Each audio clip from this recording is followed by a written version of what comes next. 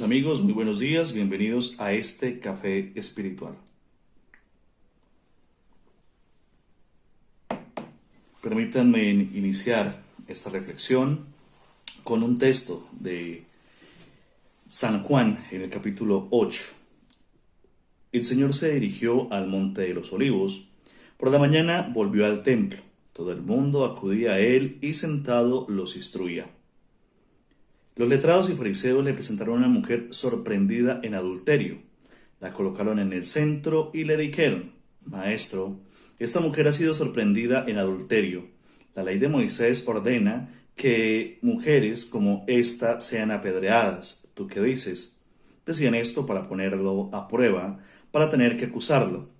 El Señor se agachó y con el dedo se puso a escribir en el suelo. Como insistían en sus preguntas, se incorporó y les dijo: El que no tenga pecado, que tire la primera piedra. De nuevo se agachó y seguía escribiendo en el suelo. Los oyentes se fueron retirando uno a uno, empezando por los más ancianos hasta el último. El Señor quedó solo con la mujer que permanecía allí en el centro. El Señor se incorporó y le dijo: Mujer, ¿dónde están? Nadie te ha condenado. Ella contestó: Nadie, Señor. El Señor le dijo: Tampoco yo te condeno. Ve y en adelante no peques más. Palabra del Señor. Mis queridos amigos, una realidad que todos tenemos y que todos vivimos es la del pecado. Y somos pecadores, somos frágiles. Deberíamos, por nuestra opción desde el bautismo, evitar el pecado. Pero nos queda difícil a veces hacer esa opción. ¿Por qué? Porque a veces nos gusta sentir que tenemos el control de las cosas y hacemos las cosas a nuestra manera. Y no es que hacer las cosas a nuestra manera esté mal. El problema es que muchas veces vivimos y estamos siempre en situación que incita al pecado, como que nos gusta estar en esa situación. A veces yo me pongo a pensar y digo: si nosotros quisiéramos saber si estamos en pecado, revisemos por ejemplo los 7 pecados capitales. Cuando los revisamos, nos damos cuenta de que fallamos y que esos pecados traen otros con ellos mismos o nos llevan a incurrir en otros pecados.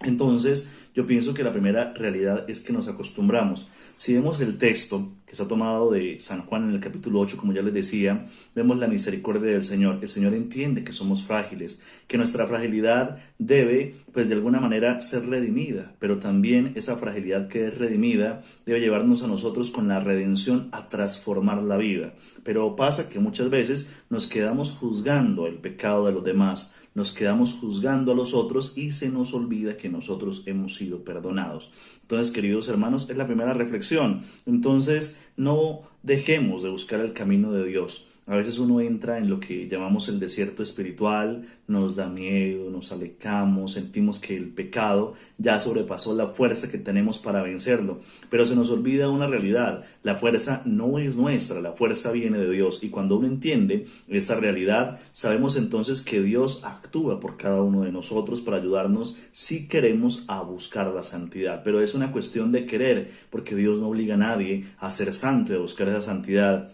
Entonces, ante una crisis, lo más importante es no dejar de 2 cosas. Primero, de orar. Hay que orar en todo momento. Oremos pues con las alternativas que tenemos, con el Santo Rosario, las oraciones que no sabemos y también los diferentes tipos de oración. Un tipo muy eficaz es la oración contemplativa. Ya se han abierto casi los templos, podemos ir al Santísimo, hablar con el Santísimo, con el Señor y pedirle que nos ayude a vencer la tentación. Porque es que a veces nos pasa que tenemos el pecado y queremos seguir en el pecado. Hoy se nos pide que evitemos el pecado y entonces que sigamos con segundo momento intentando buscar cosas que nos alejen de esos vicios que ya tenemos. Entonces pensemos, todos tenemos redención, pero no juzguemos. Miren lo que pasa en este momento: el que esté libre de pecado, que tire la primera piedra.